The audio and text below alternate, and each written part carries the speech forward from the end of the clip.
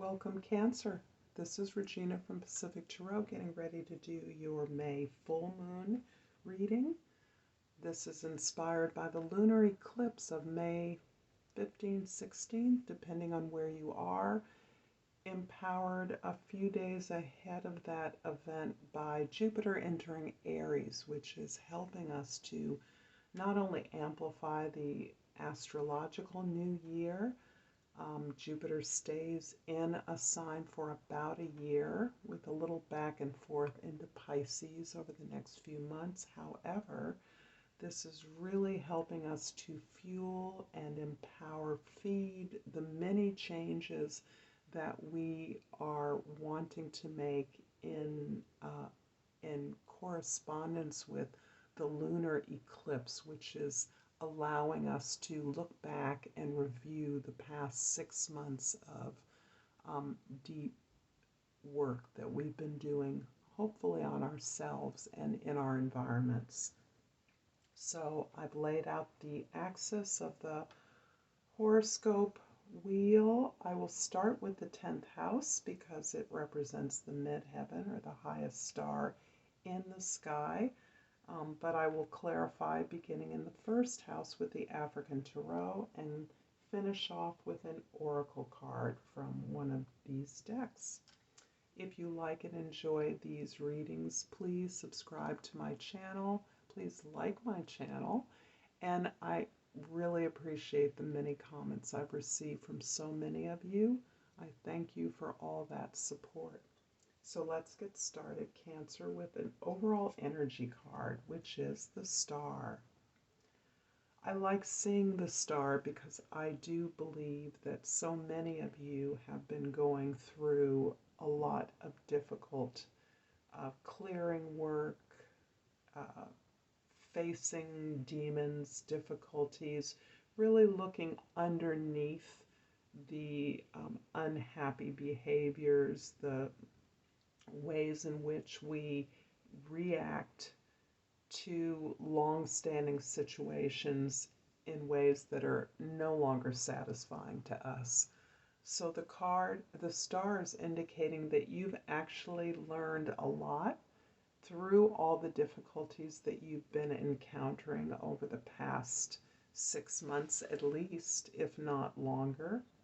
And that you've really begun to recognize the hopeful potential available in the situation that you're in. And this is part of you internalizing a greater vision of possibilities and hope, regardless of the difficulties and challenges, the heartaches that you've been experiencing. So this is you with a cause to be hopeful, to have faith that despite the bleakness of current or past circumstances, that there is a lot to be grateful for and many beautiful things still to unfold in your life. In the 10th house, we have the Chariot card. And the Chariot is really an interesting card to me because although it typically indicates a soul performer, charioteer, managing this very unwieldy vehicle, this is also a symptom of the way in which others see you as being able to power through difficult situations by asking for help. You have learned that your own desires and goals are not sufficient in and of themselves to get you where you need to go, that you need to get support. You need to ask for help in those situations where you don't know or you feel unable. And this is actually providing a model to others at this time. And it's also very characteristically indicating that you are on the path to victory. You will achieve this goal. In the first house, we have the Nine of Cups. And the Nine of Cups is really and I think of it as the flip side of, or another dimension of the Star card. The Star card is that hopefulness in and having faith in the beauty that is yet to come. The Nine of Cups is actually you experiencing the process of appreciation, of beauty, of pleasure, of joy in giving and sharing, of receiving, and the fulfillment of reaching your goals, no matter how small or large.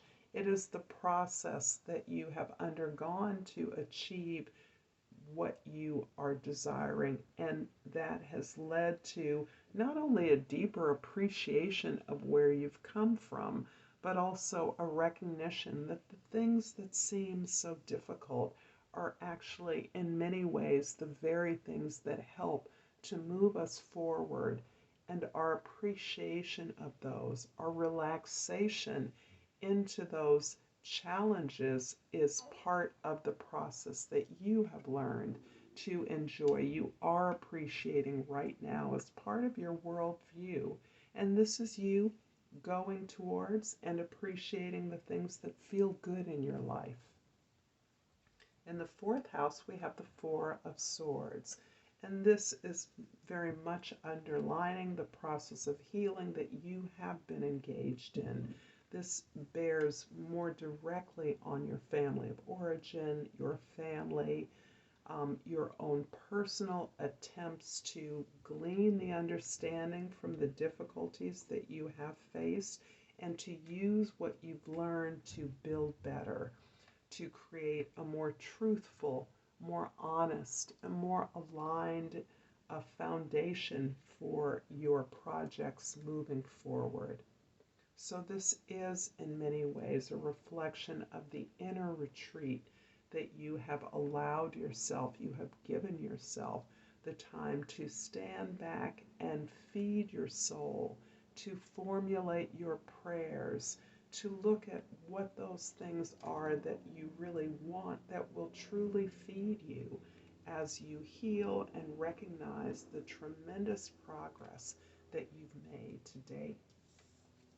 In the seventh house, we have the Seven of Wands, and this is in the house of your significant others.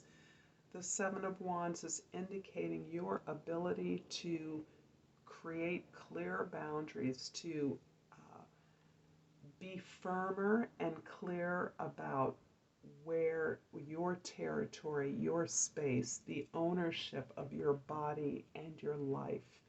You are standing up and articulating your opinions to others in a way that can appear to be somewhat defensive to others. However, the need for protection is real. You are protecting yourself against the incursions of those who feel that they or feel entitled to kind of run through or ransack your experience, your emotion, your life, to demand or request those things of you that are yours alone. I'm going to clarify the Nine of Cups in the first house with the Ace of Swords in the second house and the Six of Wands in the third house. Yeah, there's a strong sense of victory, deeply held victory, a realization, a clarity about what is true for you. You are being recognized as well for the efforts that you've made, for the ways in which you've overcome challenges. You have been acknowledged by your intimates, not only for your eternal availability to those in need, but also for your ability to stand up for yourself and balance out the energies in your own life, to harmonize the challenges that you face with the resources that you have, the ability to always give and to always receive in a way that is clear, for you speaking up for what you need from others. In the fourth house, the Four of Swords, is clarified by, got two here. We have the Six of Swords in the fifth house and the Ace of Pentacles in the sixth house. So two powerful aces, wow. The clarity that you're gaining is leading you to create something new, to build something new. You are inspired. You understand new ideas. You see things clearly, and you are very inspired to move along a new path of manifestation. You're moving away from those challenging situations, particularly in your family life that can be family of origin or among your associates in your domestic, more intimate sphere that are not serving you. You are abandoning the customary pleas for help from those who are not often able to help you in return, not recognizing that you may need help. You are moving to a place of resolution, a place of peace and acceptance of your family of origin and who you are. I'm not sure what this new thing is, but it's definitely towards the building and creation of something practical, building up resources, maybe looking towards a new path of work or activity. The Seven of Wands in the seventh house is clarified by the Two of Cups in the eighth house and the High Priestess in the ninth house. Two twos here, two aces. You are definitely experiencing a deeper connection with yourself, which is providing the basis for your most significant relationships. This deep connection and experience of love is very much fueled by the knowledge and wisdom you've gained throughout your life, but also through your memory, your ancestral history. There are those guides, those ancestors whose energy you recognize as defining your path in this life. They are amplifying your self-knowledge, the wisdom of that self-knowledge, and they are informing your ability to connect not only with people, but with your heart's desires, with those goals and things that are significant to you.